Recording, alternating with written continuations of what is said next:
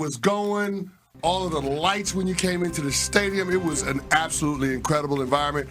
I know why Micah Parsons, when he came out of the tunnel, had to stop and take it all in, because that was a sight to behold. That was bigger than just a week 2 regular season game. Lambeau's special all the time, but to walk into that stadium last night, the weather was perfect. We were sitting there under clement skies. You said it was a whiteout. We had everybody there cheering, and just the energy when you walked in there. Then the Green Bay Packers go out and they have the performance that they had against the Washington Commanders. You think that crowd was hyped to start? It was hyped to finish.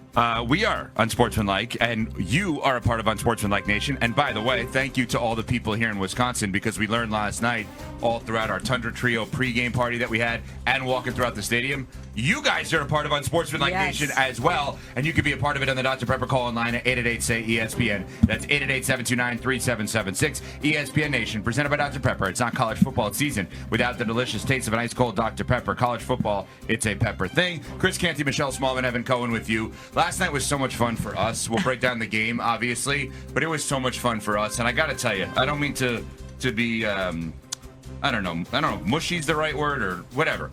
It is a treat watching a game next to Chris Canty. Yes, it is. Stand. It really is. It is. It's a no, I'm serious. I don't want to, we got home really late last night. We had the greatest time last night. But watching a game next to Canty is so interesting because he knows every play that's happening. He knows how it's happening. The thing that I don't understand is why do you ever ask for my opinion?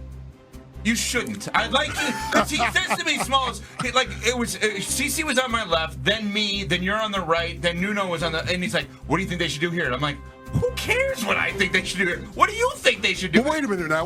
You need to give yourself a little bit of credit. Oh, really? You predicted that they would take a shot with Jordan Love and Matthew Golden early. It just so happened to be an underthrown ball in the end zone, but Matthew Golden was open. Yes. And you predicted that should happen. You were like, so I had a good game? What are you thinking here, Canty? Shot? And I was like, I don't hate the idea. Anytime you're in the alumni section that's 40-40, teams are typically going to take shots.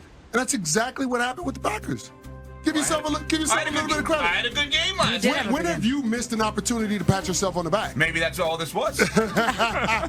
Speaking of patting, I also want to reveal something. Oh, my God. Do you see my bruise on my thumb right here? Oh, yeah, I do see it, yeah. How did I get that? I don't know. You don't know? No. I saw nothing. Well, we were at a huge party before the show, and I found a football. So I was holding the football the entire time. And many people tried to strip it from me, including one Chris Canty. No, he didn't try. He succeeded. Oh, you didn't see the first one. I did try it first. Oh, I must have missed that. Yeah, it was a little bit of a love tap. So you weren't really giving it your full effort. I could tell I caught him by surprise, but he did a good job of re-securing the ball. And so I had to make sure the next time that I went in, let Evan Cohen know, I used to play in the NFL. That's right. I know how to do this. Yeah. Turnover circuit, we're used to getting the football out every single day at practice, trying to do it in the games. I think I can do it against the Ocho. There's a step you don't cross. He had to show us that he's the resident Super Bowl champ. Oh, and did he ever? Because I'm not kidding, ladies and gentlemen. I legitimately thought I broke my wrist. My hands were jammed. I mean, my middle finger is still jammed, and my thumb is bruised. Well, that's a good sign. There was another quarterback at Lambeau Field that had an injured thumb, and he had a pretty good day. Yeah, me and Jordan Love, same kind of thing. I'm just saying. Destroyed me on this. Saying. But let's go there. Smalls, this is your team. Oh, yes, it is. They are so good in the way in which, I mean, if you think about it, 27-18, they beat the Commanders last night. It wasn't that close. It was not that close. Nope. And they beat Detroit in week 1. And your quarterback threw for 2 touchdowns and had a big run yesterday as well. And your tight end, Tucker Kraft, had over 100 yards receiving. And Micah, who doesn't even play that much at this point, which is because he's still working himself in the back, all that stuff. Smalls, your team is phenomenal. We are so good. We are so good. And you're right. It's a full team effort. It's not just the quarterback carrying the load for the offense. It's not just Micah and the defense carrying the day. It's the entire team, top to bottom, executing and working with cohesion. Jordan Love, you mentioned the touchdowns, Ev. Also, it's his 9th straight game without an interception. And yes, I know that we need to see that throughout the beginning of the first half of the season. But so far, so good for Jordan Love. Micah in the defense, unbelievable. Micah, 6 pressures on 32 pass rushes. The most pressures by any player for either team in this game. They look unbelievable. And to be able to start the season beating the Kings of the North from last year and the Detroit Lions and being able to neutralize that offense, the most explosive unit in the NFL last year, and then follow that up with a Week 2 performance against Jayden Daniels and the Washington Commanders, a team that was in the Final Four last year. They have made it known that they are here to play and that they are thinking Super Bowl. This reframes how I look at the Detroit Lions game Week 1.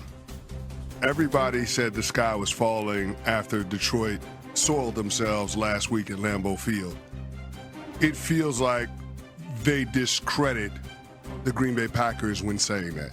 I don't think people realize how good this team is, how good this defense is. Early on, Evan and I were trying to figure out what the hell Matt LaFleur was doing, going for it on 4th down.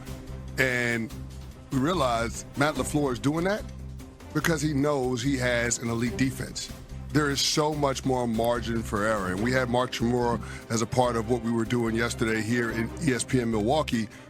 And the point that he was making was that when you have a guy like Micah Parsons, when you have an elite defense, it allows you to be so much more aggressive. You know, he likened it to when the Green Bay Packers in the mid-'90s added Reggie White. The offense could be more aggressive. The offense could think outside of the box. The offense could get a whole lot of guys involved and experiment with things just because they know they have a defense that's going to give them a long runway, a defense that will give them time to figure it out and to find their identity. Jordan Love last night, best thing he did, take care of the football. Yep. You know, there were a lot of throwaways. He took a sack in that 2-minute drill because he wanted to keep the clock running. There were just so many things that he did. And you just realize when you don't have that pressure on you to have to score every single possession, then all of a sudden you can make good decisions with the football. But conversely, your head coach and your play caller can be ultra aggressive when it comes to playmaking. And so I think that's the right formula for the Green Bay Packers when we're thinking about what this offense is going to look like moving forward, particularly without Jayden Reed for the next 6 to 8 weeks with a broken collarbone. You want the play caller to be aggressive, not the quarterback. Mm-hmm. And I think that's what the defense, that's what Micah Parsons' presence allows for Matt LaFleur and Jordan Love. You know, I don't want to do this to exactly this way with this team, but I remember the year the Warriors won their first title.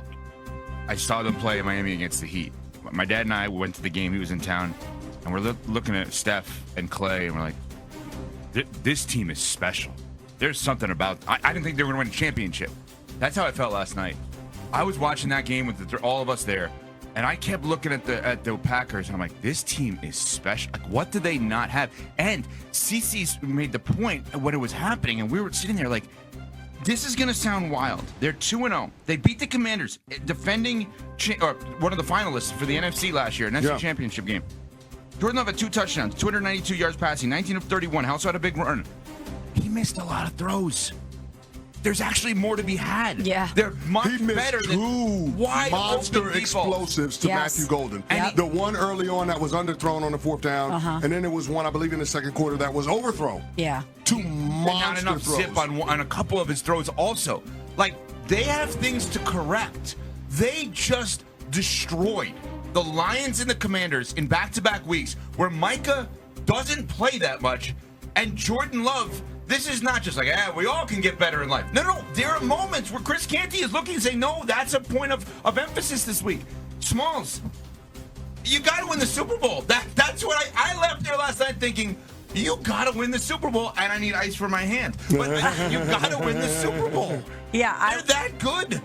And I know it's only 2 weeks, small sample size, but I don't think we're overreacting. I don't think we're overreacting based on the quality of opponents that they've had in the first 2 weeks and everything that you just said. They look outstanding from top to bottom, and that's still not their peak. We still think they have another gear on both sides of the ball. What is there not to like about this Packers team right now, or not to I mean, obviously, knock on wood, health is always contingent as the season goes on, and we saw that bear out last night. You lost a guy last night. Exactly. Yeah. Jake Reed, collarbone injury. Yeah.